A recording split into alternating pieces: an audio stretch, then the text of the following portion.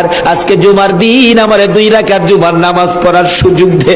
ও নবীর উম্মতেরা, নবীর আশিকেরা, হুসাইনের আশিকেরা গো, এই 2 রাকাত নামাজ জুমার নামাজ ছাইরো না, আমার নবীর শাফায়াত নসিব হবে না।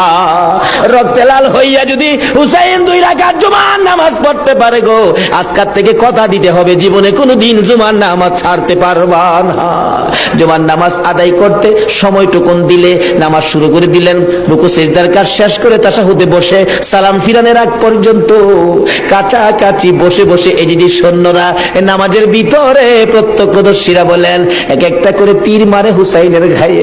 ডান দিক দিয়ে যদি তীরটা মারতো, বাম দিক দিয়ে বেরিয়ে যাইতো, সামনে দিয়া মারলে পিছন দিয়া বেরিয়ে যায়, এই কিসিমের তীর গো নামাজের ভিতরে 72টা তীর লাগাইছে। হুসাইন সালামটা ফিরাইয়া নানা গো কইয়া কালতে কালতে জমিনে গড়াগড়ি শুরু করে দিলে নিষ্ঠুর পাষাণ এই যদি সৈন্যের সীমার গলা কাইটা মাথা আলাদা করে নিয়ে গেছে। হুসাইন শহীদ হয়ে যায়। ওদিকে দিয়ে ডাকতেছে। মহরমের 10 তারিখ সন্ধ্যা যখন হয়ে গেল, উম্মে সালমা বলেন